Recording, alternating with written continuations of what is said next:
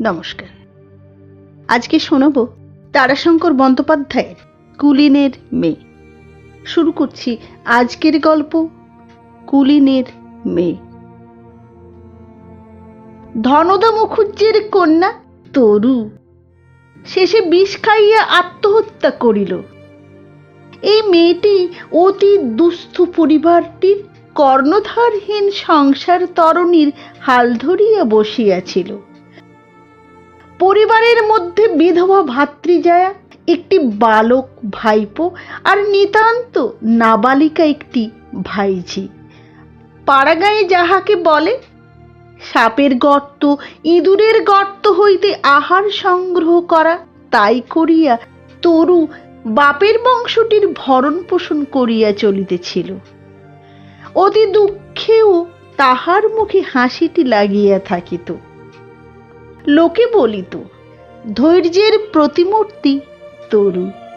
সেই তরু কেন যে অকস্মাৎ ধৈর্য হারাইয়া বসিল, তাহা কেহ অনুমান করিতে পারিল না। তরুও ঘুণাক্ষরে তাহার কোনো আভাস দিয়া গেল না। রাত্রি 11টার সময়েই তরুর যন্ত্রণা কাতর ধ্বনিতে তাহার ভাতৃজায়ার ঘুম ভাঙিয়া গিয়াছিল। সে পাড়া প্রতিবেশীদের ঘুম ভাঙাইয়া সকলকে ডাকিয়া আনিল। তরুর মুখ দিয়া তখন ফেনা ভাঙিতেছে। মৃত্যু বুকে আসিয়া নির্মমভাবে চাপিয়া বসিয়াছে। তরুর দেহখানাকে সে যেন দুমড়াইয়া ভাঙিয়া জীবনটুকু টানিয়া বাহির করিয়া লইবার চেষ্টা করিতেছিল। তরুর সই প্রতিবেশিনী জমিদার গিন্নি ডাকিলেন, সই সই। অতি কষ্টে চোখ মেলিয়া তরু উত্তর দিল, হ্যাঁ। স্নেহ ভরেই জমিদার গিন্নি প্রশ্ন করিলেন, এ কাজ কেন করলে সই? তরু অবশ প্রায় হাতখানি কপালের উপর রাখিয়া বোধ করি ইঙ্গিত করিল, কপাল অদৃষ্ট। আচ্ছন্নতা প্রগাঢ় হইয়া আসিতেছিল। জমিদার গিন্নি তাহাকে নাড়া দিয়া আবার ডাকিলেন, সই সই। তরু তরু চোখ মেলিবার চেষ্টা করিল, কিন্তু চোখ খুলিল না। ভ্রু দুইটি খানিকটা উপরে উঠিল মাত্র। মুখে সে জড়িত স্বরে বলিয়া উঠিল, ছি ছি ছি, বড় ঘেন্না। আবার মৃদু স্বরে বলিল, আর সহ্য হল না। আবার সে আচ্ছন্ন হইয়া পড়িল। ডাক্তার আসিয়াছিল। ইঞ্জেকশন, স্টমাক পাম্প দিয়া বিষের সহিত যুদ্ধও যথেষ্ট চলিতেছিল, কিন্তু বিষ তখন বিষম হইয়া উঠিয়াছে। উপায় ছিল না। ডাক্তার হতাশ হইয়া উঠিতেছিল। সে আর একটা ইঞ্জেকশন দিল। বিষ ঘোরের আচ্ছন্নতার মধ্যে তরু একটু মুখ বিকৃত করিল মাত্র। জমিদার গিন্নি আবার তাহাকে সজোরে নাড়া দিয়া ডাকিলেন, তরু তরু। ইঞ্জেকশনের শক্তির ফলেই বোধ করি তরু এবার একবার চোখ মেলিয়া কয়েকটি কথা বলিল, আহ আহ, আর ডেকো না গো। জমিদার গিন্নি বলিলেন, একবার দেখবি? তরু স্থির দৃষ্টিতে সইয়ের মুখের দিকে চাহিয়া রহিল। জমিদার গিন্নি বলিলেন, তারণকে একবার দেখবি? ডাকবো? তরু বলিল, ছি ছি ছি, বড় ঘেন্না, ছি ছি ছি। তরু সধবা। তাহার স্বামীও এই গ্রামেরই অধিবাসী। নাম বিপত্তারণ। পেশাদার কুলীন বিপত্তারণ। সর্বসুদ্ধ তাহার 6টি বিবাহ। জমিদার গিন্নির চোখ দিয়া কয় ফোঁটা জল ঝরিয়া পড়িল। দারুণ যন্ত্রণার আক্ষেপে তরু আঁকিয়া বাঁকিয়া গোঙাইতে গোঙাইতে জড়িত স্বরে বলিল, মুক্তি দাও হে ঠাকুর। মুক্তি সে পাইল ভোর রাত্রে। প্রায় অবসান রাত্রির অন্ধকার তখন শুকতারার আলোকে ঈষৎ স্বচ্ছ হইয়া উঠিয়াছে। সে অস্ফুট আলোকে তরু মানুষের অজানা পথে যাত্রা করিল। কাঁদিবার বড় কেহ ছিল না। ভাতৃ যায় একবার কাঁদিয়া নীরব হইল, কিন্তু ছেলে মানুষ ভাইপোটির কান্নার নৈশ প্রকৃতির খানিকটা অংশ সকরুণভাবে স্পন্দিত হইয়া উঠিল। ওইটুকুতেই বোধ করি তরুর অনির্দিষ্ট যাত্রা সার্থক হইয়া উঠিল। এদিকে কিন্তু বাস্তব সংসারে ইহার পরেও অনেক কিছু অপেক্ষা করিয়াছিল। প্রভাত হইতে না হইতে পুলিশ আসিয়া দরজায় বসিল। সকলের মুখ শুকাইয়া গেল। ছেলেটা এক মুহূর্তে সভয়ে কান্না থামাইয়া যেন মুখ হইয়া গেল। ভদ্রলোক কয়েকজন আসিয়াছিল। পুলিশের সাব ইন্সপেক্টর তাহাদের সমক্ষে তদন্ত আরম্ভ করিলেন। তরুর বিছানার মধ্যে দুইখানা পত্র পাওয়া গেল। একখানা শিরোনামহীন, সেখানায় সে আঁকাবাঁকা অক্ষরে লিখিয়া গিয়াছে, আমি আপন ইচ্ছায় বিষ খাইয়া আত্মহত্যা করিতেছি।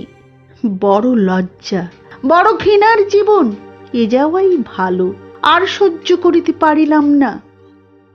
অপরখানিতে দক্ষিণ পাড়ার জমিদার গাঙ্গুলি বাবুর নাম লেখা ছিল, যোগীন্দ্রনাথ গাঙ্গুলি। গাঙ্গুলি বাবুকে আহ্বান করিয়া তাহাকে দিয়াই পত্রখানি খোলানো হইল। পত্রখানি পড়িতে পড়িতে তাহার হাত কাঁপিতেছিল, মুখ বিবর্ণ হইয়া উঠিল। ৪৫ বৎসর পূর্বে এই সংসার রঙ্গমঞ্চে একটা সদ্যজাত শিশুর ভূমিকা লইয়া তরু প্রবেশ করিয়াছিল। একটি সচ্ছল গৃহস্থ, বাপ মা, দুই বড় ভাই। তরুর আদরের আর সীমা ছিল না। বাপ ধনধা মুখুজ্জের পৈতৃক অবস্থায় শুধু সচ্ছল ছিল না, তাহার নিজের উপার্জনও ছিল পর্যাপ্ত। স্থানীয় রেজিস্ট্রারি অফিসে কাজ করিতেন। বেতন ১৫ টাকা, কিন্তু উপরি পাওনা ২-৩ টাকার কম ছিল না। তাহার উপরে ছিলেন একটু অস্বাভাবিক প্রকৃতির। তাহাদের বংশকেই লোকে বলিত মাথা খারাপের বংশ। ধনদাবাবুর পিতা একদিন প্রয়োজনের সময় একটা সূচ না পাইয়া ক্ষিপ্ত হইয়া ৫ টাকার সূচ কিনিয়া সমস্ত বাড়ি ঘরের দেওয়াল সূচিকণ্টকিত করিয়া ফেলিয়া বলিয়াছিলেন, সূচের অভাব আমার বাড়িতে। আরও একটা খেয়ালের কথা বলি, তিনি ছিলেন কুলিনের ঘরের ভাগিনেও। মাতুলদের আশ্রয়ে বাস ছিল। মাতুল ছিলেন সে আমলের লব্ধ প্রতিষ্ঠ উকিল। পূজার সময় সপরিবারে দেশে আসিতেন। তখন রেল মোটর ছিল না, পালকিই ছিল সম্ভ্রান্ত যান। সেকালে তাহার মাতুলের বৃহৎ সংসার ৮-১০ খানি পালকিতে সদর হইতে যেদিন গ্রামে ফিরিত, সেদিন ১০ খানা পালকির বেহারার হাঁকে গ্রামখানা সরগরম হইয়া উঠিত। ইতর ভদ্র সকলে দলে দলে দেখিতে ছুটিত। ভদ্রলোকেরা সাগ্রহে কুশল জিজ্ঞাসা করিবার সুযোগে কথা কহিয়া ধন্য হইত। ধনদাবাবুর পিতার সে সহ্য হইত না। বলিতেন, সবাই গিয়ে মামাকেই বলবে, কখন এলেন, কেমন ছিলেন, মুরত তো একখানা পালকি, লেয়াও পালকি। তিনি নিজে এক পালকি চাপিয়া গ্রাম হইতে মাইল ২ দূরে গিয়া অপেক্ষা করিয়া থাকিতেন।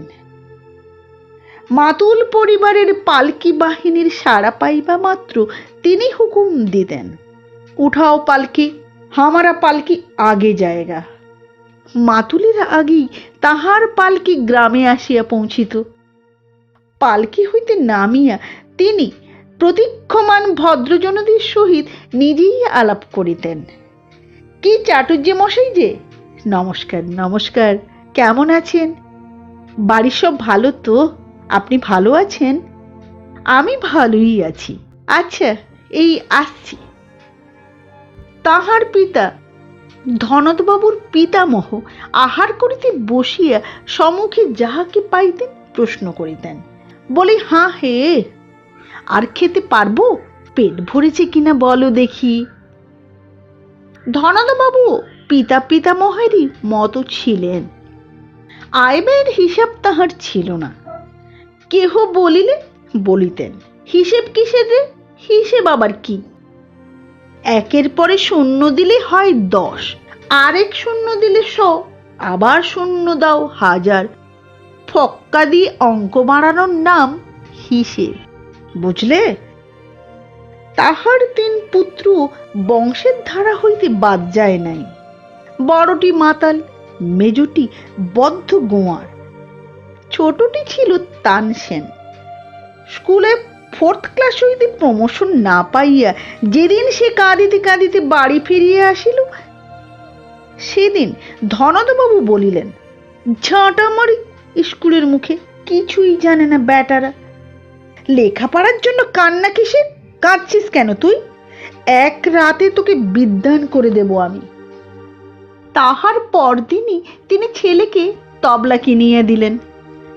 যাক, 13 বৎসর পর্যন্ত তরুর জীবনের ভূমিকায় নাটকীয় ঘাত প্রতিঘাতের সংস্থান নাট্যকার করেন নাই। ছোট মেয়েটি আনন্দময়ী প্রতিমার মতো হাসিয়া খেলিয়া বেড়াইত। দাদার মাস্টারের নিকট নিজে হইতেই গিয়া গভীর মনোযোগের সহিত একখানা ইংরেজি বই খুলিয়া মনে যাহা আসিত তাহাই পড়িয়া যাইত।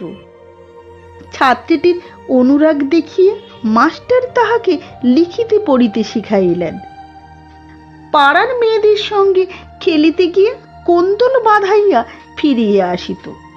তুই শালপাতা ছেড়ে ছুঁয়ে দিলি কেন আমায়? বলবো না, গাল দেব না আমি? হ্যাঁ ভাই, গঙ্গা জল, আমি কি গাল দেব না? সন্ধ্যায় সে মায়ের আঁচল ধরিয়া আবদার ধরিত। গল্প বলো তুমি মা, বিয়ের গল্প। এই বিবাহের গল্পের উপর তরুর বিশেষ একটি প্রীতি ছিল। নিত্য সন্ধ্যায় বিবাহের গল্প না শুনিলে তাহার হইত না।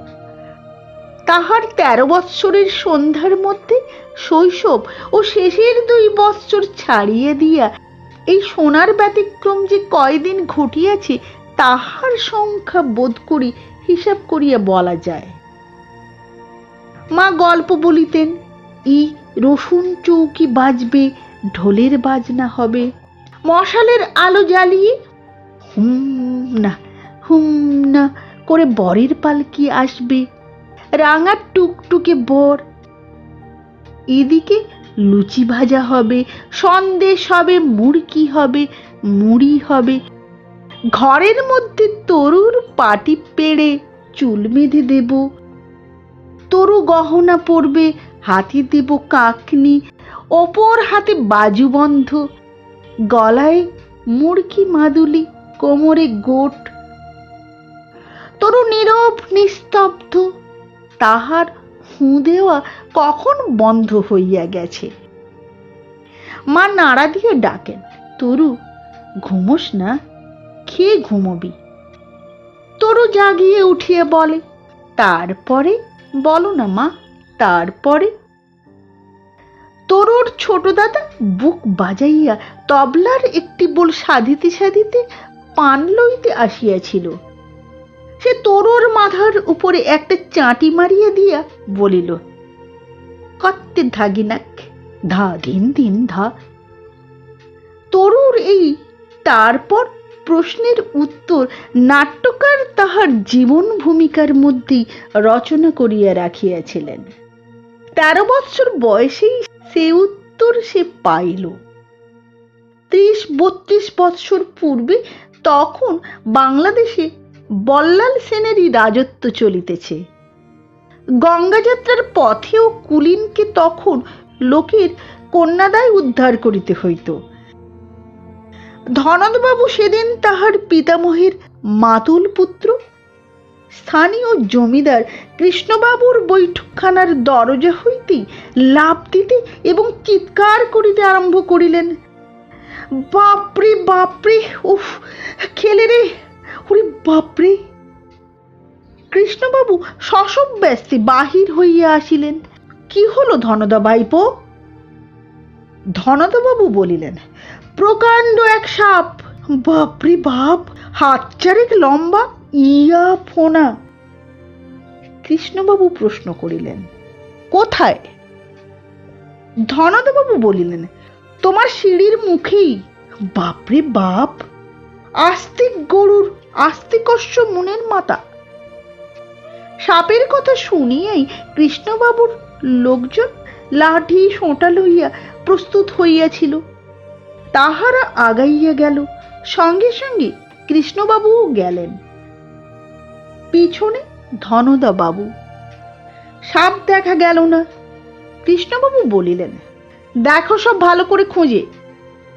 তাহার কথা শেষ হইল না, ধনদাবাবু চিৎকার করিয়া উঠিলেন, ওই ওই তো সাপ। কই?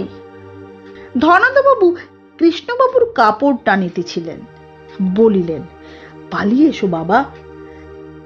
কৃষ্ণবাবু প্রশ্ন করিলেন, সাপ কই? কই সাপ? ওই যে ঘাসের মধ্যে। ঘাস নড়ছে। নরন্ত ঘাসের উপরে লাঠি বৃষ্টি হইয়া গেল। তাহার পর তাহার ভিতর হইতে বাহির হইল হাতখানেক লম্বা একটি হেলে সাপ।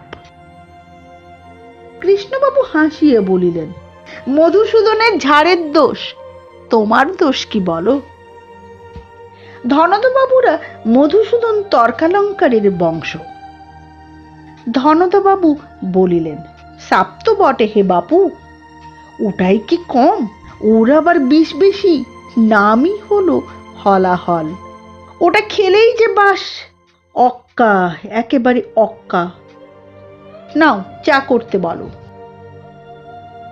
চা তখন সবে দেশে ঢুকিয়াছে। কৃষ্ণবাবুর বৈঠকখানা সে আমলে ছিল সমস্ত গ্রামের চায়ের আসর। সর্দি হইলে কেহ কেহ এক একটা 5 সেরি খোরাবাটি হাতে চা লইতে আসিত।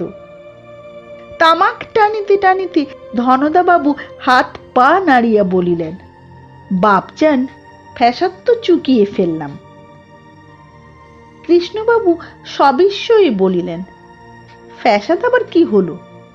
কই, কিছু তো শুনি নাই, তুমিও তো বলো নাই। ধনদাবাবু বলিয়ে উঠিলেন, ফ্যাসাদ নয়, মহা ফ্যাসাদ। মেয়ের বিয়ে দাও, বিয়ে দাও। আরে বিয়ে দাও বললেই হলো? কৃষ্ণবাবু হাসিয়া বলিলেন, ও, তরুর বিয়ের কথা বলছো? দেখো দেখি বাপু, ছেলে হয় মেয়ে হয়, খেলে খেলে বেড়ায়, সেই তো ভালো, তার আবার বিয়ে কেন রে বাপু? কৃষ্ণবাবু হাসিতে লাগিলেন, কোনো উত্তর দিলেন না। ধনদাবাবু কয়েকবার ঘন ঘন নলে টান দিয়া বলিলেন, তা আমি তো ফ্যাসাদ চুকিয়ে ফেললাম বাপজান, সব ঠিক হয়ে গেল। বারদুই মাথা নাড়িয়া ধনদাবাবু বলিলেন, হা হা, এ আমাদের শিকারি চোখ, আমাদের ঘরের দুয়ারেই পাত্র, হরিচরণের ছেলে, তারণ, ওই যাকে বলে আঁটি চোখও তারণ। কৃষ্ণবাবুর বিস্ময় ধনদাবাবুর গোচরেই আসিল না। তিনি মহা উৎসাহ ভরে বলিতেছিলেন, বুঝলে না, কুলিনের সেরা কুলিন, কেশব চক্রবর্তীর সন্তান। কৃষ্ণবাবু বাধা দিয়ে বলিলেন, কুল তো ভালো, কিন্তু ছেলে যে কুলাঙ্গার। ধনদাবাবু প্রবল প্রতিবাদ তুলিয়া বলিলেন, খুব ভালো ছেলে, 5 হিংসুকে বলে মন্দ, অতি উত্তম ছেলে। কৃষ্ণবাবু উত্তর খুঁজিয়া পাইলেন না। তিনি শুধু ধনদাবাবুর মুখের দিকে চাহিয়া রহিলেন। ধনদাবাবু থামেন নাই। তিনি বলিলেন, সেদিন এক নজরেই আমি চিনে নিয়েছি, যে খাতিরটা আমাকে করলে সেদিন, ওহ, সে আর তোমাকে কি বলবো। জলের সময় আসছি, ছাতা নাই দেখে আমাকে ডেকে বসালে, নিজে হাতে তামাক সেজে খাওয়ালে, বুঝলে কি না? সেইখানেই ওর মা নিজে সেধে কথাটা পারলে। কৃষ্ণবাবু এতক্ষণে বলিলেন, এরই মধ্যে 5টা বিয়ে ওর হয়ে গিয়েছে, তা জানো? ধনদাবাবু উত্তেজিতভাবে উত্তর দিলেন, বাহ, কুলিনের ছেলে বিয়ে করবে না? আরো 10টা করে নেই, এই আশ্চর্য। কৃষ্ণবাবু কিছুক্ষণ চুপ করিয়ে থাকিয়া বলিলেন, কাজটা ভালো হবে না ধনদা ভাইপো, পেশাদার কুলিনের ছেলে, ও কখনো বশ মানে না। ধনদাবাবু হাহা করিয়া হাসিয়া বলিলেন, রূপোর শেকল দিয়ে ব্যাটাকে বেঁধে রাখবো, ঘর করে দেব, জমি দেব, আর সাব রেজিস্ট্রি অফিসে একটা কাজে ঢুকিয়ে দেব, বুঝলে? বাস, আর যাবে কোথায়? বসে তাবেদার হয়ে থাকবে, বজ্জাতি করলেই যাতে তাতে ফাইন করে দেব। কৃষ্ণবাবু আর কোনো কথা বলিলেন না।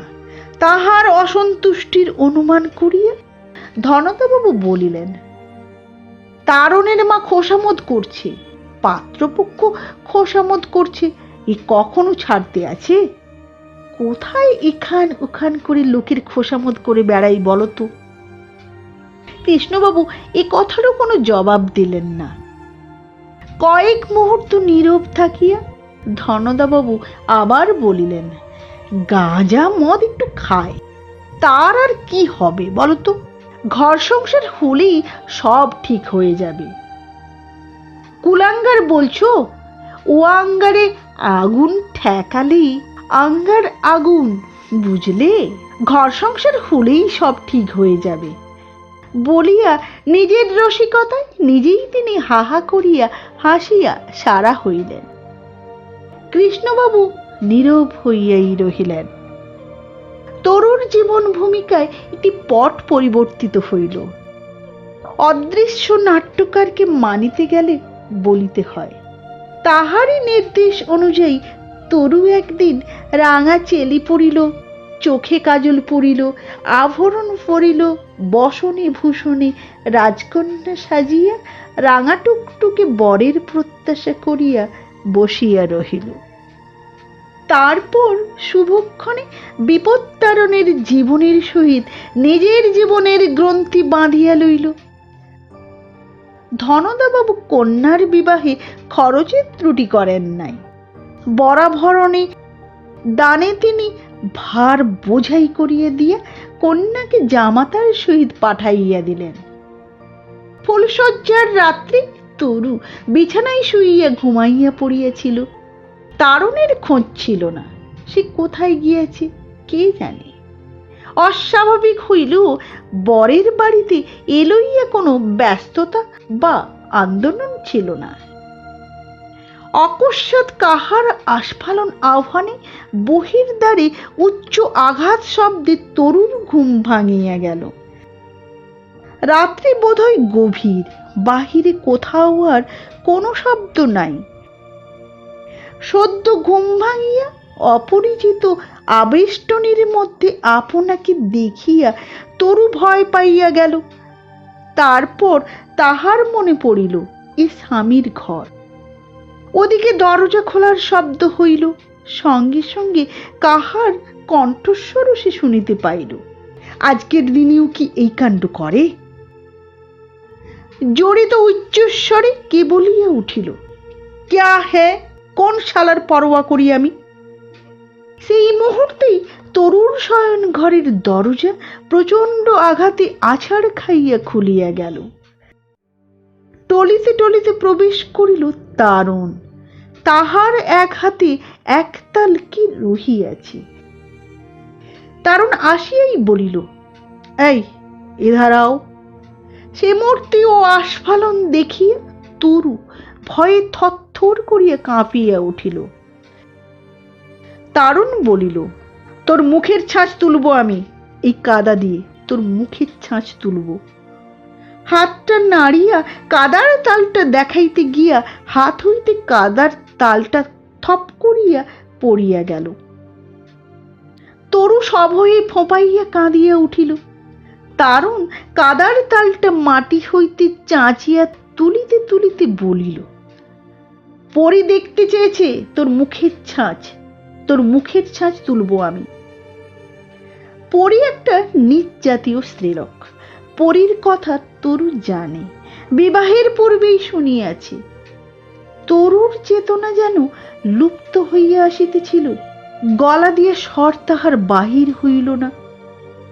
তারুণ বলিল, পরীকে বালা দিতে হবে, খুলে দে তোর বালা। তরু বালা দুই গেছে খুলিয়ে ফেলিয়ে দিল। তারুণ খুশি হইয়া বলিল, আব ইধার আও, মুখের ছাঁচ লেঙ্গে, আও আও ইধার আও। কয়েক মুহূর্ত অপেক্ষা করিয়া তারুণ অগ্রসর হইল। তরু এবার প্রাণপণে সাহস সঞ্চয় করিয়া উঠিয়া দরজার দিকে ছুটিল। তারুণও ছুটিল। দরজার মুখেই সবলে তরুকে ধরিয়া মাটিতে ফেলিয়া তাহার মুখের উপর কাদার তালটা চাপাইয়া দিল।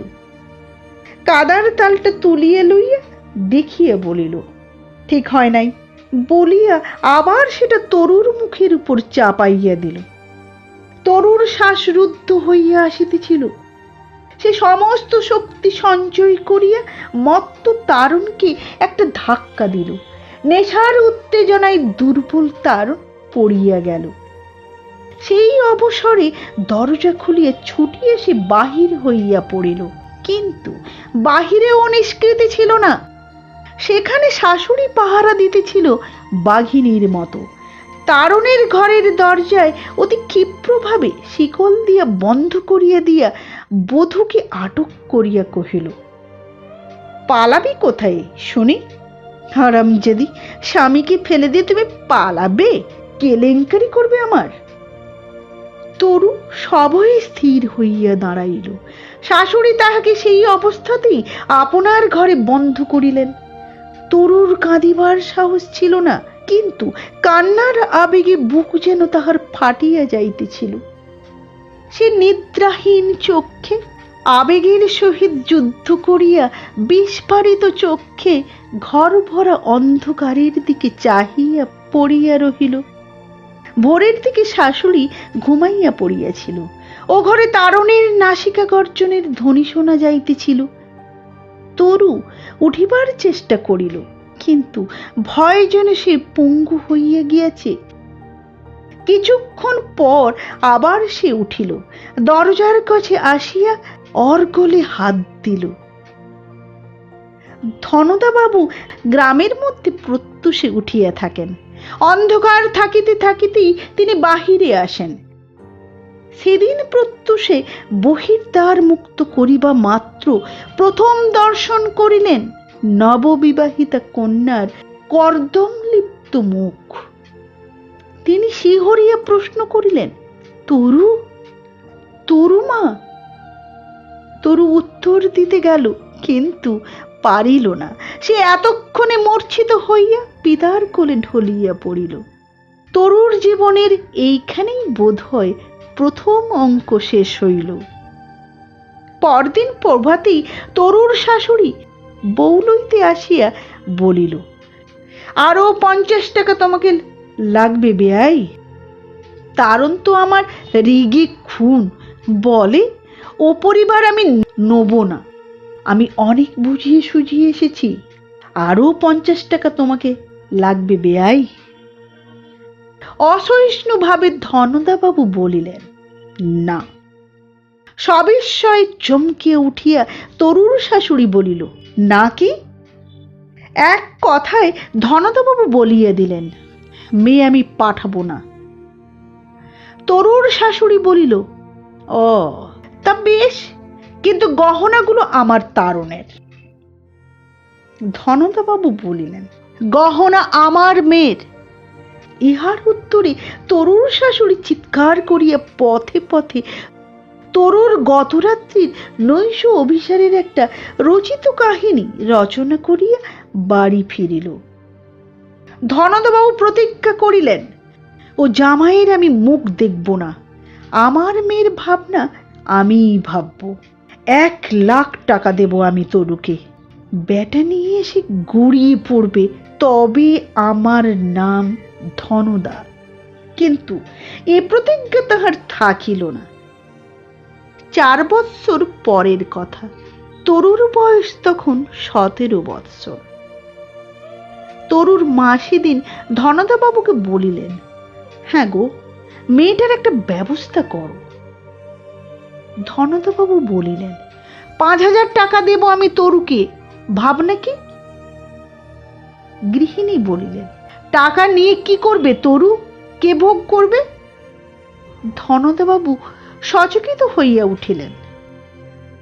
গৃহিণী বলিলেন, জামাইয়ের সঙ্গে কি মাথা তুলে চলা চলে? যার পায়ে ধরে মেয়ে দিয়েছ, তরুর দিকে চেয়ে দেখো দেখি।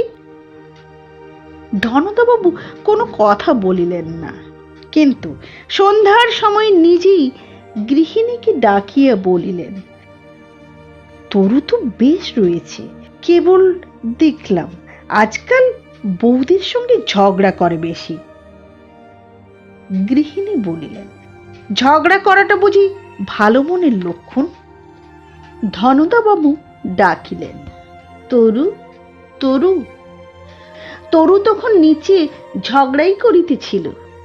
সে তীক্ষ্ণ কণ্ঠে অন্ধকার বাড়িটার প্রাঙ্গণে একা দাঁড়াইয়া বলিতেছিল, গোপালের মা সব, গোপাল কোলে করে শুয়েছেন, আর আমি দাসী মাদি, আমার তো না খাটলে উপায় নেই, আমি তো গোপালের মা নই। ধনদা বাবু গৃহিণীকে বলিলেন,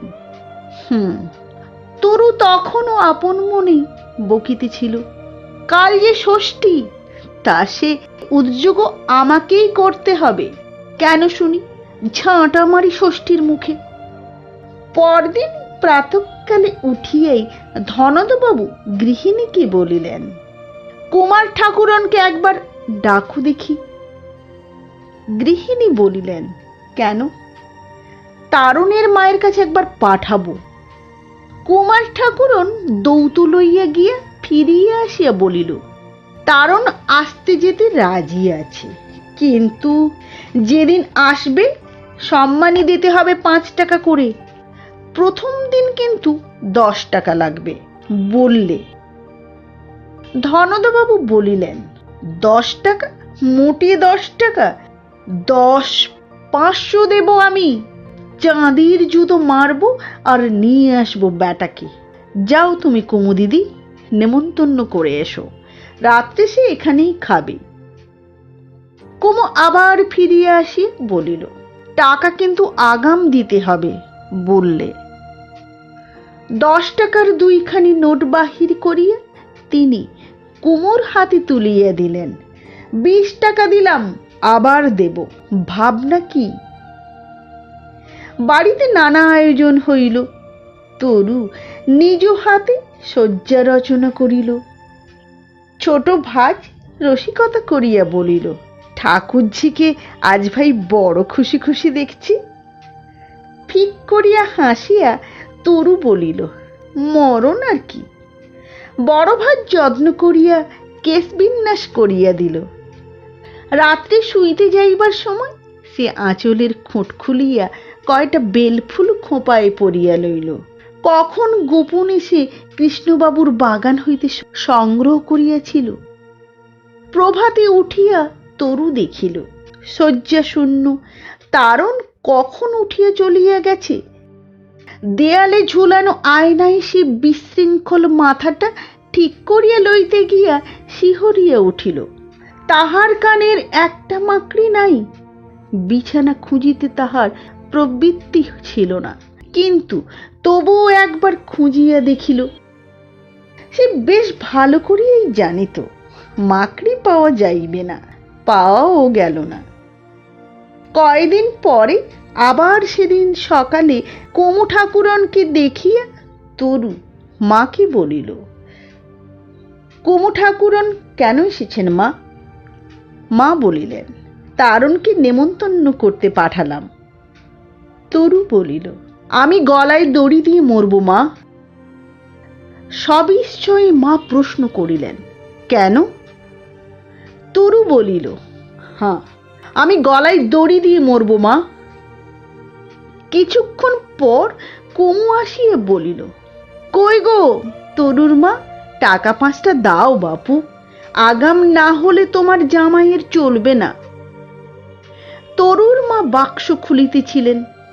তরু আসিয়া তাহার পা চাপিয়া ধরিয়া বলিল, আমাকে আর আত্মহত্যা করিও না মা, তোমার পায়ে ধরছি মা, তোমার পায়ে ধরছি আমি, আমাকে আর আত্মহত্যা করিও না।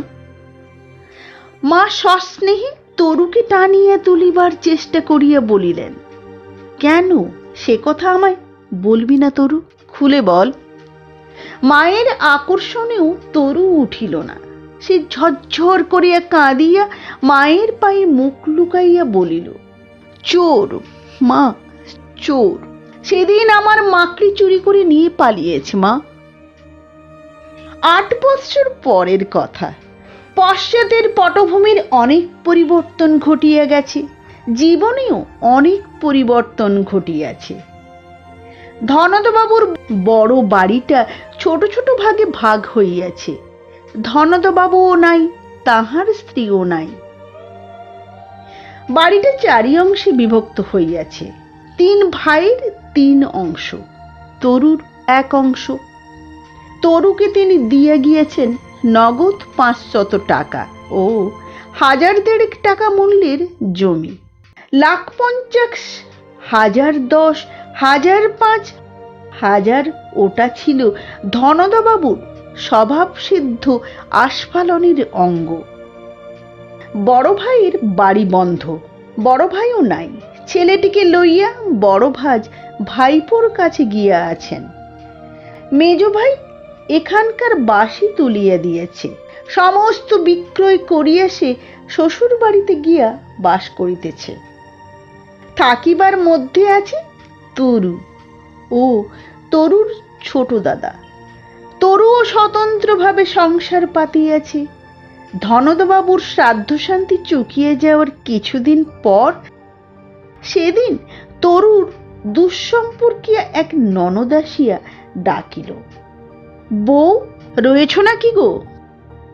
তরু সবিস্ময়ে প্রশ্ন করিল, কে? ননদ রসিকতা করিল, কুটুম্ব হে, সন্দেশ বার করো। তরু বলিল, সন্দেশ? ও, এসো বসো।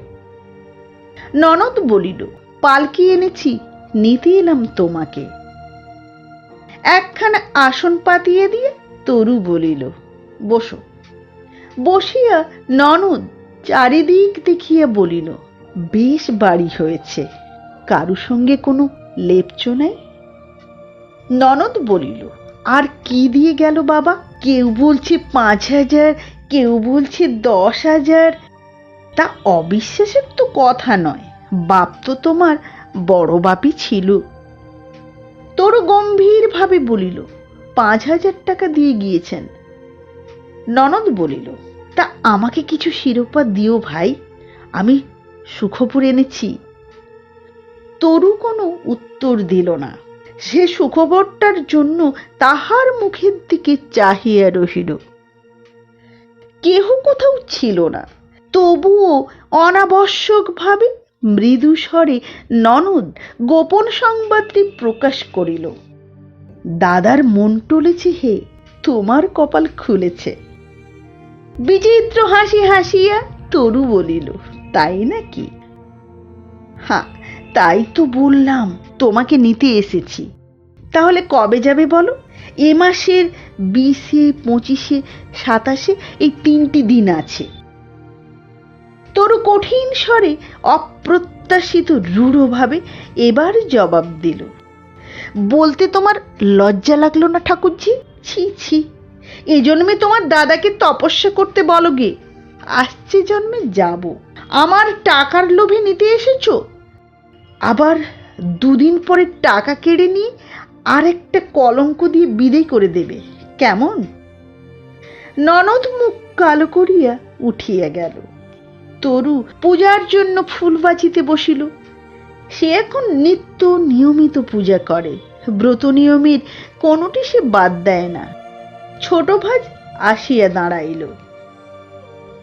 ভ্রুকুঞ্চিত করিয়া তরু বলিল, কি? বউটি ভয়ে ভয়ে বলিল, তোমার দাদা একবার ডাকছে। কর্কশ ভাবেই তরু উত্তর দিল, কেন? সে তো আমি জানি না ভাই। তুমি জানো না, আমি জানি। বলো গে, টাকা আমি দিতে পারবো না। বউটি চলিয়া গেল। কিছুক্ষণ পরই এমন কল্যাণ ভাজিতে ভাজিতে ছোট দাদা আসিয়া বিনা ভূমিকায় বলিল, 5 টাকা দে তো তরু। তরু ভাইকে দেখিয়া একটু কোমল হইয়া উঠিল। এই ছোট দাদাকে সে বাল্যকাল হইতেই বড় ভালোবাসে। তরু একটু কোমল কণ্ঠেই বলিল, টাকা আমার নাই ছোটদা। ছোট দাদা বসিয়ে পড়িয়ে থামের গায়ে টোকা দিতে দিতে বোল বাজাইতে বাজাইতে বলিল, আহ, আজ একটা গানের মজলিস বসবে, একজন সেতারি ওস্তাদ এসেছে। তরু বলিল, এই করেই তুমি সব ভাসাবে ছোটদা। ছোট দাদা আংটিটা খুলিয়ে দিয়ে বলিল, এইবার দিবি তো? আংটিটা কুড়াইয়া লইয়া তরু 5 টাকা বাহির করিয়া দিল। খুশি হইয়া ছোট দাদা টাকা লইয়া যাইতেছিল, কিন্তু তরু আবার ডাকিল, ছোটদা, নিয়ে যাও, নিয়ে যাও তোমার আংটি। আংটিটা সে ভাইয়ের দিকে ফেলিয়া দিল। দিন কয়েক পর, সেদিন তখন সে রান্না করিতেছিল, তাহার গলার সাড়া পাইয়া সে বুঝিল ছোট দাদা আজও আবার টাকার জন্য আসিয়াছে। সে কাঠ হইয়া বসিয়া রহিল। মনে মনে শক্ত কথার সারি সাজাইয়া তুলিতেছিল সে। একটু আগুন দাও দেখি। তরু চমকিয়া উঠিল, মুখ ফিরাইয়া দেখিল বিপত্তারণ। বিপত্তারণ নির্লজ্জভাবে দাঁত মিলিয়া হাসিতেছে। দেওয়ালে ঠেস দিয়া তরু কাঠের মতো দাঁড়াইয়া রহিল। হি হি করিয়া হাসিয়া বিপত্তারণ বলিল, চমকে উঠলে যে, ভূত নাকি আমি? বেশ ঘদ্দর হয়েছে তো। তা আমাকে একদিন নেমন্তন্ন টেমন্তন্ন করো। তরু এবার বলিল, না। তারণ কৃত্রিম ভয়ে একটু পিছাইয়া আসিয়া বলিল, হুরি বাপরে, সাপিনী যে, ফুঁস। তরু কিন্তু এ রসিকতাই হাসিল না। তারণ বলিল, তাহলে কবে নেমন্তন্ন করছো বলো? তরু বলিল, বললাম তো না। না কেন শুনি? তরু অনুচ্চ কণ্ঠে দৃঢ়তার সহিত বলিল, চোরকে আমি বড় ঘেন্না করি। এক মুহূর্ত তারণের কালো মুখ কেমন অস্বাভাবিক বর্ণ ধারণ করিল, মাথাও নত করিতে হইল। তরু বলিল, মাকড়ি তুমি চাইলে না কেন? তারণ বলিল, চাইলে তুমি দিতে। চেয়ে দেখলে না কেন তুমি? মুখে মাটির ছাঁচ তুলেছিলে, তবু তো আমি রাগ করিনি। তাহার দুটি চোখ জলে টলটল করিতেছিল। তারণ আসিয়া তাহার দুটি হাত ধরিয়া অকৃত্রিম স্নেহপূর্ণ স্বরে বলিল, আমাকে মাপ করো তরু। তরু ঝরঝর করিয়া কাঁদিল শুধু। তারণ তাহাকে বুকে টানিয়া লইয়া বারবার চুম্বন করিল। তারপর যাইবার সময় বলিল, রাত্রে আমার নেমন্তন্ন রইল এখানে, বুঝলে তো? জীবনের এই 3য় অঙ্কে নাট্যকার সুখের চিত্র আঁকিয়াছিলেন। বিপত্তারণ তাহাকে ধরা দিল, সত্য সত্য স্বামীর মতোই ধরা দিল। অর্থ চাহিল না, সম্পদ চাহিল না, আপনার মতো করিয়াই সমস্ত জোত জমার তদারক করিল। তরুর সেবাও লইল, শাসনও মানিল। মাস 4 পর সেদিন তারণ মাঠ হইতে ফিরিয়া দেখিল তরু শুইয়া আছে। প্রশ্ন করিয়া জানিল তাহার জ্বর হইয়াছে। তারণ নিজেই রান্না করিতে বসিল। তরু বলিল, ছোট বউ যে নেমন্তন্ন করে গিয়েছে সকালেই। জ্বর দেখে বললে, ঠাকুর জামাই তাহলে আমার বাড়িতেই খাবেন। দুম করিয়া কড়াটা নামাইয়া দিয়া তারণ বলিল, বাঁচলাম বাবা, একটান তামাক খাই বরং। আজ কিন্তু একটা টাকা দিতে হবে, অনেক দিন মদ টদ খাই নাই। কে কে গো? তরুর ননদ প্রবেশ করিয়া বলিল, তোমাকে একবার ডাকছে দাদা, কটি লোক এসেছে বাড়িতে, দাদা আজ বাড়িতেই খাবে বউ। তারণ বলিল, লোক কে রে বাপু, কার ধারধারি আমি? তরু বলিল, দেখেই এসো না বাপু। তারণ গেল, কিন্তু সমস্ত দিনের মধ্যেও আর ফিরিল না। অপরাহ্নে ছোট পথু আসিয়া বলিল, ঠাকুর জামাই ফেরেননি ঠাকুরজি? তরুর জ্বর ছাড়িয়ে আসিতেছিল, সে বলিল, সেই জল খাবার বেলাতেই গিয়েছে বাড়ি, কে লোক এসেছে, এখনো তো ফিরল না। কাউকে যে পাঠাবো এমন লোকও তো নাই। কিছুক্ষণ নিস্তব্ধ থাকিয়া বউ বলিল, তোমার ঝলকার সতীন এসেছে গো। তরু চমকিয়া উঠিয়া বলিল, কে বললে? অপরাধিনীর মতো বউটি বলিল, পাড়াতেই শুনলাম গো, খবর সত্যি। তরু কিছুক্ষণ নীরব থাকিয়া বলিল, দেখি কিছুক্ষণ। ডাকিতে কিন্তু যাইতে হইল না, তারণ নিজেই সন্ধ্যার পূর্বে ফিরিল। তরু প্রশ্ন করিল, ঝলকার বউ এসেছে? তারণ বলিল, দেখো দেখি, বলা নেই কোয়া নেই, ড্যাং ড্যাং করে এক কাপড়ে এসে হাজির। শালারা মদ খাইয়ে বিনা পয়সায় বিয়ে দিয়েছে, এখন বলে ভাত কাপড় দাও, নিয়ে ঘর করো। তরু চুপ করিয়া রহিল। তারণ বলিল, দিলেম বিদেয় করে, বলে ভেসে যাবে। আমি বলে দিলাম, গলায় কলসি বেঁধে দিও, ডুবে যাবে, ভেসে যাবার ভয় থাকবে না। তরু বলিল, ছি ছি ছি, ওই কি বলে গো। আবার কিছুক্ষণ পর তরুই বলিল, আজই কেন বিদেয় করে দিলে বলো তো? না হয় একটা রাত থাকতো, না হয় সম্মানীটা আমিই দিতাম। তারণ বলিল, একটা টাকা দাও দেখি, একটা বোতল আনবো আজ। তরু বলিল, বাক্সটা আনো না লক্ষ্মীটি। তারণ বাক্স আনিলি, তরু একটা টাকা বাহির করিয়া দিয়া বলিল, রেখে এসো এটা, আমি পারছি না উঠতে। তারণ তখন বহির্দ্বারের কাছাকাছি পৌঁছিয়াছে, ফিরিয়া চাহিবার তাহার সময় ছিল না। তরু শুধু হাসিল। পরদিন প্রভাতে উঠিয়া তরু ডাকিল, ছোট বউ, ছোট বউ। ছোট বউ আসিয়া কাছে দাঁড়াইয়া বলিল, কেমন আছো ঠাকুরজি? ঠাকুর জামাই কই? তরু বলিল, মাঠে গিয়েছে, হবে হয়তো। আমি ভালোই আছি, আজ আমরা দুজন এবেলা তোমার কাছেই খাবো। আর ও বলার জন্য কিছু মাছ আনিয়ে ভেজে রেখো তো ভাই। বাক্সটা বের করে আনো তো ভাই, পয়সাটা দিই, নিয়ে যাও। ঘরে ঢুকিয়া ছোট বউ বলিল, বাক্স কই ঠাকুরজি? এ কি, তোমার সিন্ধুকের তালা খোলা কেন? তাড়াতাড়ি করে আসিয়া তরু দেখিল, কাঠের হাত বাক্সটা নাই, সিন্ধুকের তালাটা খোলা ঝুলিতেছে। ঝাঁপ দিয়া পড়িয়া সিন্ধুকের ডালা খুলিয়া দেখিল, শূন্য গহনার বাক্স, টাকার বাক্স তাও কিছুই নাই। তরু থরথর করিয়া কাঁপিতেছিল। বউ ডাকিল, ঠাকুরজি, ঠাকুরজি। তরু বলিল, গোল করো না বউ, গোল করো না, গেছে যাক।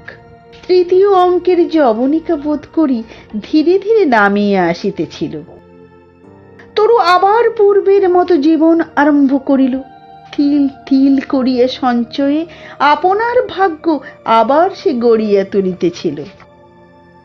আবার সেই পূজা অর্চনা বার ব্রতের মধ্যে আপনাকে ডুবাইয়া দিল, কিন্তু কঠোরতা তাহার পূর্বের চেয়ে অনেক গুণ বাড়িয়া উঠিয়াছে। সংসারে করুণা সে কাহাকেও করে না। ছোট দাদার এখন যথেষ্ট অভাব, একে একে সে সম্পত্তি বিক্রয় করিতেছে।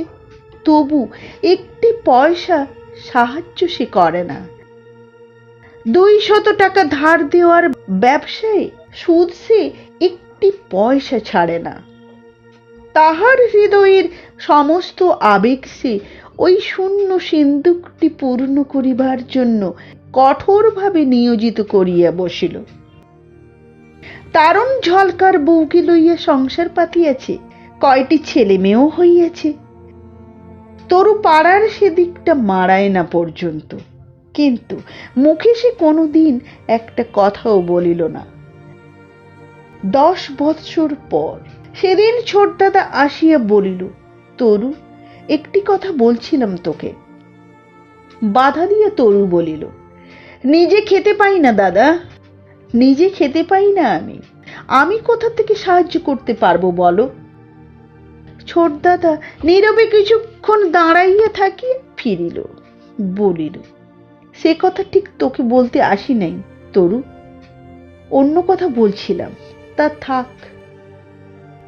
সে চলিয়া গেল, কিন্তু তাহার কথাগুলির মধ্যে কণ্ঠস্বরের দীনতায় তরু আজ একটু বেদনা বোধ না করিয়া পারিল না।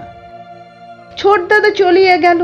তরুর আজ মনে হইল ছোট দাদা যেন বড় বৃদ্ধ হইয়া পড়িয়াছে, অথচ বয়স তো তাহার বেশি নয়, 40 এখনো পূর্ণ হয় নাই। সে দরজাটাই কুলুপ বন্ধ করিয়া ছোট দাদার বাড়ি চলিল। কার্তিক মাস, রাস পূর্ণিমা উপলক্ষে বাবুদের গোবিন্দ মন্দিরে রোশন চৌকি বাজিতেছে। তরু শুনিল ছোট দাদা বলিতেছেন, কি রাগিনী আলাপ করছে জানো? বাগেশ্রী বলিয়া নিজেই গুনগুন করিয়া রাগিনী ভাজিতে আরম্ভ করিল। তরু আসিয়া সম্মুখে দাঁড়াইল। ছোট দাদা বলিল, তরু আয় বস। তরু ছোট দাদাকে দেখিতেছিল। সত্যই ছোট দাদার ঢেউ খেলানো চুল আজ সাদা রং ধরিয়াছে, তাহাতে আর সে বিন্যাসও নাই। কাঁচা সোনার মতো রং তামাটে হইয়া আসিয়াছে। বাল্যের ব্যায়াম পুষ্ট সবল দেহ যেন জীর্ণ শিথিল, গায়ের চামড়ায় কুঞ্চন ধরিয়াছে। ছোট দাদা বলিল, কেটেছে তাল বেটার ছেলে, ওই দেখ তাল কেটেছে। তরু বলিল, রাগ করেছ ছোটদা? হাসিয়া ছোট দাদা বলিল, না রে না, রাগ করবো কেন? তবে কি বলছিলে, না বলে চলে এলে যে? তুই শুনলি কই? উফ, ওই দেখ আবার তাল কেটেছে, দাঁড়াতো বলে আসি বেটাকে। তরু বলিল, কি কথা ছিল বলে তবে যেতে পাবে। ছোট দাদা বলিল, বলছিলাম কি, ছোট বউ বড় কাতর হয়ে পড়েছে, মানে ওর ছেলে হবে, তা জানিস তো? হাসিয়া ফেলিয়া তরু বলিল, হ্যাঁ তা জানি। ছোট দাদা একটু বোকার মতো হাসিয়া বলিল, মানে বেশি বয়সে ছেলে হবে তো, আজকালের মধ্যেই, মানে কাল থেকেই শরীর যেন, আহা বলো না গো তুমি। তরু আবার হাসিয়া বলিল, তুমিই বলো। ছোট দাদা বলিল, তাই বলছিলাম, রান্নাটা যদি এক জায়গায় এই কয়দিন তুই চালিয়ে দিস তবে বড় ভালো হয়। তরু ছোট বউয়ের নিকট আসিয়া প্রশ্ন করিল, শরীর কি ভেঙেছে ছোট বউ? ছোট বউ বলিল, হ্যাঁ ভাই, কেমন যেন করছে। তরু ভাইকে প্রশ্ন করিল, দাই বলে রেখেছ তো ছোটদা? সেই দিনই রাত্রে ছোট বউ একটি পুত্র প্রসব করিয়া অজ্ঞান হইয়া পড়িল। ছোট দাদা ছলছল নেত্রে তরুর দিকে চাহিয়া বলিল, কি হবে তরু? তরু কোনো কথা বলিল না, সে আপনার বাড়ি চলিয়া গেল। মিনিট কয়েক পরেই আবার ফিরিয়া 2টি টাকা ভাইয়ের হাতে দিয়া বলিল, যাও ডাক্তার ডেকে নিয়ে এসো। ডাক্তার আসিয়া দেখিয়া ভরসা দিয়া বলিলেন, বিশেষ কিছু ভয় নেই। নবজাতকটি তারস্বরে চিৎকার করিতেছিল। ডাক্তার তাহাকে কোলে লইয়া বলিলেন, বাহ, বড় সুন্দর খোকা হয়েছে তো। এর যে একটা ব্যবস্থা করা দরকার, এক আধ দিন তো নয়, এখন মাসখানেক ধরে রাখুন। তরু অসংকোচে আতুর ঘরের মধ্যে প্রবেশ করিয়া খোকাকে কোলে তুলিয়া লইল। এই বোধ হয় চতুর্থ অঙ্কের সমাপ্তি। ছোট বউ ভালো হইয়া উঠিল, কিন্তু মা হওয়া তাহার হইল না। সেই হইল ধাত্রী, আর তরু হইল মা। সঙ্গে সঙ্গে তাহার জীবনে একটা অভূতপূর্ব পরিবর্তন ঘটিয়া গেল। যে কয়দিন সে তারণকে জীবনে নিবিড়ভাবে পাইয়াছিল, সে কয়দিনের মধ্যেও তাহার এত মিষ্ট কথা কেহ কোনোদিন শুনে নাই। জীবনের স্নেহের সুধার ভাণ্ডার সে যেন উজাড় করিয়া দিল। শুধু স্নেহের নয়, তাহার জীবনের সঞ্চয় সামর্থ্য সমস্ত দিয়া ছোট দাদার সংসারটি প্রাণপণে আঁকড়াইয়া ধরিল। সঙ্গীতবিদ ছোট দাদাও হাঁপ ছাড়িয়া বাঁচিল। বলিল, আহ, বাঁচলাম আমি তরু, তরুর ছায়ায় এবার জুড়ব আমি। তরু এখন আর রাগ করিল না, হাসিয়াই বলিল, এই শিখেছিলি শুধু কথার ঝুড়ি আর কত্তে ধাগিনাক। ছোট দাদাও হাসিয়া বলিল, আয়, আজ একবার তোর মাথায় কত্তে ধাগিনাক বাজিয়ে দি, ধাধিন ধিন্ধা করে। খবরদার ছোটদা, ভালো হবে না বলছি। খোকার দুধ গরম করব, সরো। ছোট দাদা এক বিন্দু অতিরঞ্জিত করিয়া কিছু বলে নাই। তাহার সম্পত্তি যাহা কিছু সবই প্রায় গিয়াছে, এখন তার ঋণ পর্বত প্রমাণ। তরুর সঞ্চয় ও সম্পত্তি হইতে বহুদিন পরে পরিবারটির অবস্থা সচ্ছল হইয়া উঠিল। কিছুদিনের মধ্যেই অকাল বৃদ্ধ ছোট দাদার শরীরে চিক্কণতাও দেখা দিল। এখন তরুর তাড়ায় মাঝে মাঝে জোত জমার তদারক করিতেও যাইতে হয়। অন্য সময় আপনার দাওয়াটির উপর বসিয়া কত্তে ধাগিনাক করেন।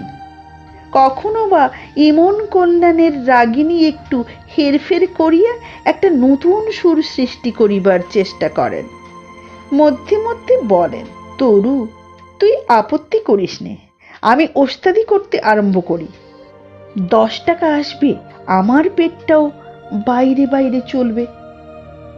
তরু বলে, হ্যাঁ, নেশা ভাঙটাও চলবে, সেইটাই হলো আসল কথা তোমার ছোটদা। ছোট দাদা অপ্রতিভর মতো হাসে। তরু বলে, না, চুল রেখে গাঁজা খেয়ে বেড়াতে হবে না ছোট দাদা। বড় হলে ছেলেটা যাতে বাপ বলে পরিচয় দিতে পারে, তার মুখ রেখে যাও। ছোট দাদাও আরো কি বলিতে চায়, কিন্তু তরু শোনে না। খোকার কোনো পরিচর্যার সময় অতিবাহিত হইয়া যাইতেছে অজুহাতে সে সেখান হইতে চলিয়া যায়। বৎসর 3 পর ছোট বউ আরেকটি কন্যা প্রসব করিল। তরু হাসিয়া বলিল, নাও ছোটদা, মহাজন হলো তোমার। ছোট দাদা হাসিয়েই উত্তর দিলেন, মহাজন নয় বোন, পাথর। সংসার সমুদ্রে কোনো রকমে ভাসছিলাম, এইবার বুকে চাপলো পাথর। তরু সজল চক্ষে বলিল, ছি ছি ছোটদা, জীব দিয়েছেন যিনি, আহার দেবেন তিনি, তোমার ভাবনা তো মিছে। ছোট দাদা শুধু হাসিল। তরু বলিল, ওর ভাবনা তোমাকে ভাবতে হবে না ছোটদা, আমাকে ভার দিও, কুলের মাথা খেয়ে আমি ওকে সুখী করব। ছোট দাদা হাসিয়েই উত্তর দিল, আমার ভারী তো তোর হাতে তরু, সংসারের হাটে ভারী তো দূরের কথা, ঝাঁকা মুটে হবার সামর্থ্য আমার নাই, এ সংসারের সব ভারী তোর। ইহার কিছুদিন পরই একদিন ছোট দাদা সঙ্গীতের যন্ত্রপাতি বাহির করিয়া সেগুলো ব্যবহারের যোগ্য করিতে বসিল। তরু বলিল, যত বাজে কাজ কি তোমার ছোটদা? ছোট দাদা বলিলেন, এবার এগুলোকে কাজেই লাগাবো তরু, আর কোনো কথা শুনবো না। মান যাক, তানে যদি পেট ভরে তাতে দোষ কি? তরু এবার আর আপত্তি করিল না। তাহার সঞ্চয় প্রায় নিঃশেষিত হইয়া আসিয়াছিল, কিন্তু তাহার বাপকে মনে পড়িয়া গেল। সে একটা দীর্ঘ নিঃশ্বাস না ফেলিয়া পারিল না। ছোটদাদা তানপুরা ঘাড়ে ফেলিয়া বাহির হইয়া পড়িল। মাসখানেক পরে ছোটদাদা ফিরিয়া ডাকিলেন, তরু। খোকাকে কোলে লইয়া তরু তাড়াতাড়ি বাহিরে আসিয়া হাসি মুখে বলিল, ছোটদাদা। 10টি টাকা তরুর হাতে দিয়া ছোটদাদা বলিলেন, রাখ। তরু বলিল, খোকার জন্য কি এনেছ দাও। অপ্রতিভ হইয়া ছোটদাদা বলিলেন, কিছু তো আনি নাই তরু, এ কথা আমার মনেই হয় নাই। তরু ছেলে মানুষের মতো অভিমান করিয়া বলিল, তোমার টাকা তুমি রাখো দাদা, আমার দরকার নাই। বেশ তো, তোমার সংসার তুমি চালাও, খোকার ভাবনা তোমাকে ভাবতে হবে না। বহু কষ্টে ছোটদাদা তরুকে শান্ত করিলেন। মাসখানেক পর আবার ছোটদাদা বাহির হইয়া গেলেন। মাস 6 পর সন্ধ্যার সময় ননদ ও ভাতৃজায়ার সুখ দুঃখের কথা হইতেছিল। তরুর কোলে খোকা, বউয়ের কোলে ছিল খুকি। ছোটদাদা বাড়িতে নাই, বাহির হইয়া গিয়েছেন। খোকা বায়না ধরিয়াছিল, সে মাতৃস্তন্য পান করিবে। বউ বলিল, না ঠাকুরজি, মেয়েটা তো 1 ফোঁটা দুধ পায় না, তার উপর এটুকু দিলে কি ও আর বাঁচে। তরু বলিল, ওহে কুলিনের ঘরের মেয়ে, অক্ষয় অমর, দেখছো না আমাকে? দাও ভাই, দাও খোকাকে, তাতে তোমার রাজকন্যের কম পড়বে না। বাহির হইতে কে ডাকিল, কে রয়েছেন গো ঘরে? তরু সাড়া দিল, কে, কোথা বাড়ি? উত্তর হইল, ওস্তাদজিকে নিয়ে এসেছি গো, অসুখ তেনার। তরু ছুটিয়া গিয়া বাহিরে গিয়া দেখিল, ছোটদাদা গাড়ির ছাইয়ের মধ্যে অসাড়ের মতো পড়িয়া আছে। সে ব্যাকুল ভাবে ডাকিল, ছোটদা, ছোটদা গো। গোঙাইয়া গোঙাইয়া ছোটদাদা যে কি উত্তর দিল তরু বুঝিতে পারিল না। সে গাড়োয়ানকে প্রশ্ন করিল, কি হয়েছে গো? গাড়োয়ান বলিল, আগে কবরেজ দেখাচ্ছিলাম আমরা, ডাক্তারও দেখেছি, 1 অঙ্গ পড়ে গিয়েছে ঠাকুরের। তরু বুঝিল পক্ষাঘাত। পক্ষাঘাত ভালো হইবার ব্যাধি নয়, ভালো হইল না। পঙ্গু অক্ষম হইয়া ছোটদাদা তরুর স্কন্ধেই বোঝা হইয়া চাপিয়া রহিলেন। তরু চিকিৎসায় কিছু অর্থ ব্যয় করিল, কোনো ফল হইল না। কিন্তু এতেও তরু দমিল না। তাহার জোর জমা হইতে নিপুণ বন্দোবস্তে সে সংসারটির অন্ন বস্ত্রের সংস্থান করিয়া চলিল। ছোটদাদা আরো বৎসরখানেক বাঁচিয়া রোগ ভোগ করিয়া তবে গেলেন। তিনি বোধ করিছিলেন তরুর জীবনের প্রবলতর মন্দগ্রহ। তাহার পিতা তাহার এত ক্ষতি করেন নাই, তাড়নও করেন নাই, কিন্তু ছোটদাদা তাহাকে পথে বসাইয়া দিয়ে গেলেন। জীবনে অমিত্য ব্যয় ছাড়া তিনি আর কিছু করেন নাই। দেহে তাহার শেষ পর্যন্ত হইল পক্ষাঘাত। আর যে ঋণ তাহার অবশিষ্ট ছিল তাহাই একদিন সুদে আসলে আদালত খরচায় 1600 টাকার বডি ওয়ারেন্ট রূপে আসিয়া হাজির হইল। মহাজন গ্রামের লোক, তিনি তরুর সম্পত্তিটুকুর দিকে লক্ষ্য করিয়া জাল নিক্ষেপ করিলেন। উঠানে আদালতের পেয়াদা, মহাজন ওয়ারেন্ট হাতে অপেক্ষা করিতেছিল। চিন্তা করিবার অবসর ছিল না। তরু ছলছল চোখে আসিয়া জোর হাত করিয়া মহাজনকে বলিল, আমার সম্পত্তিটুকু নিয়ে আপনি দাদাকে রেহাই দেন।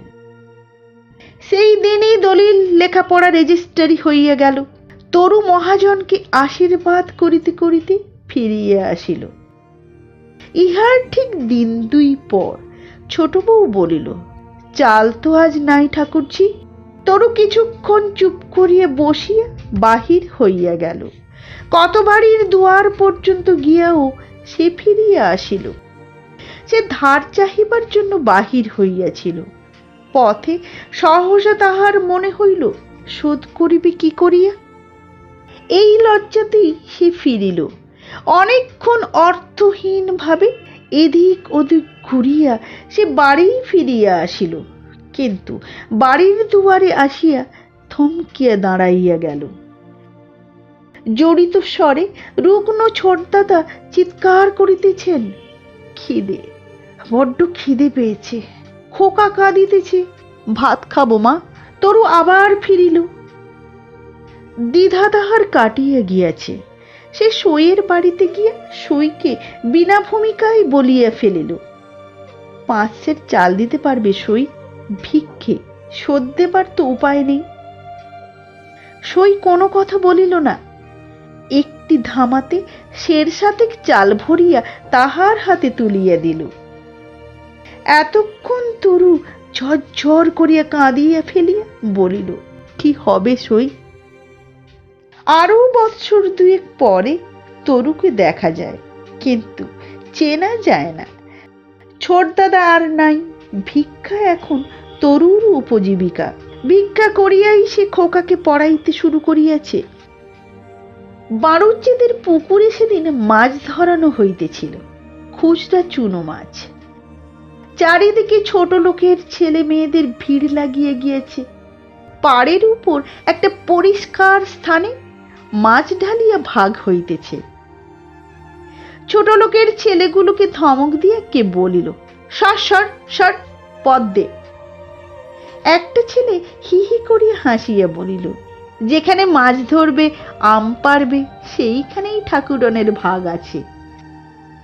তরু একটি কচু পাতা হাতে পথ খুঁজিতেছিল। ভিড়ের ভিতরে আসিয়া সে বলিল, ছোট বাবু, মাছ দুটো দাও বাবু, ছেলে কাঁদছে ঘরে। বারব্রতে সে সধবা খাইয়া ব্রতদান গ্রহণ করিয়া ফেরে। সেদিন যোগেন গাঙ্গুলির স্ত্রীর এও সংক্রান্তির ব্রত। তরু আগে হইতেই গাঙ্গুলি গিন্নিকে ধরিয়াছিল, সধবা তুমি আমাকেই করো দিদিমা। গাঙ্গুলি গিন্নি মুখ এড়াইতে পারিলেন না। দয়াও হইল।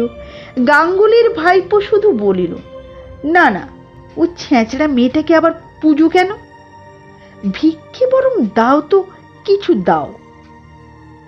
গাঙ্গুলি গিন্নি কিন্তু বলিলেন, দুঃখী বলে যা তা বলতে নাই। ছি! ব্রতের দিন তরুকে আপনার শয়ন ঘরে বসাইয়া জীর্ণ বস্ত্র পরিত্যাগ করাইয়া নতুন শাড়ি পরাইয়া দিলেন। সিঁথিতে সিঁদুর দিয়া, সুগন্ধ তেলে চুল আঁচড়াইয়া দিয়া, পায়ে আলতা পরাইয়া দিয়া, নানাবিধ মিষ্টান্ন ভরা পাত্র সম্মুখে নামাইয়া দিয়া বলিলেন, খাও। তরু একটু ইতস্তত করিয়া বলিল, বাড়ি নিয়ে যাই দিদিমা, ছেলেগুলো আছে, বিধবা বউটা। গাঙ্গুলি গিন্নি বলিলেন, না না, তুমি ওগুলো খাও তরু, আমি ছেলেদের জন্য আলাদা এনে দিচ্ছি। তিনি তাড়াতাড়ি বাহির হইয়া চলিয়া গেলেন। নির্জন ঘরে তরু পরম তৃপ্তি ভরে খাইতে খাইতে চারিদিক চাহিয়া দেখিতেছিল। ঘরের চারিদিকে সুশোভন প্রাচুর্য, কিছুই তরুর অপরিচিত নয়। একদিন এ সবই তাহাদেরই ছিল, এই বাড়িও তাহাদেরই। ছবি, আলমারি, পুতুল, খাট বিছানা সবই সে ব্যবহার করিয়াছে একদিন, কিন্তু আজ আজ তাহার পক্ষে সবই অপরূপ। পূর্ব দিকের খোলা জানালা দিয়ে রৌদ্র আসিয়া সমস্ত ঝকঝক করিতেছে। বালিশের নিচে ওটা কি? রৌদ্রাভায় আগুনের মতো রাঙা থপথপ করিতেছে। এক মুহূর্তে তরুর সমস্ত গোলমাল হইয়া গেল। সে চিলের মতো ছোঁ মারিয়া সেটাকে টানিয়া লইল। সোনার চেন তাগায় এক ছড়া। তাহার বুকের মধ্যে যেন রেলগাড়ি চলিয়াছে। থরথর করিয়া সমস্ত অঙ্গ তাহার কাঁপিতেছিল। ঘরখানা যেন ঘুরিতেছে। তরু দ্রুতপদে বাহির হইয়া নিচে নামিয়া আসিল। গাঙ্গুলি গিন্নি একটা ঠোঙা হাতে উপরে যাইতেছিলেন, পিছনে তাহার ভাসুরপো। গাঙ্গুলি গিন্নি বলিলেন, খাওয়া হয়ে গেল তোমার? ভাসুরপো অসহিষ্ণুভাবে বলিল, কোথা রেখেছ? আমাকে বলো না, আমি বার করে নেব। গাঙ্গুলি গিন্নি বলিলেন, তোমার বাবা ঘোড়ায় চড়ে কাজ করা স্বভাব, মাথার বালিশের নিচেই আছে তোমার তাগা, নাও গে। ভাসুরপো বলিলেন, কোথায় জেঠিমা, পাচ্ছি না যে। বিরক্তভাবে গাঙ্গুলি গিন্নি বলিলেন, বালিশের নিচে, ভালো করে চোখ মেলে চেয়ে দেখো। আচ্ছা, আমি যাচ্ছি। তরুর হাতে ঠোঙাটা দিয়ে তিনি বলিলেন, এসো ভাই।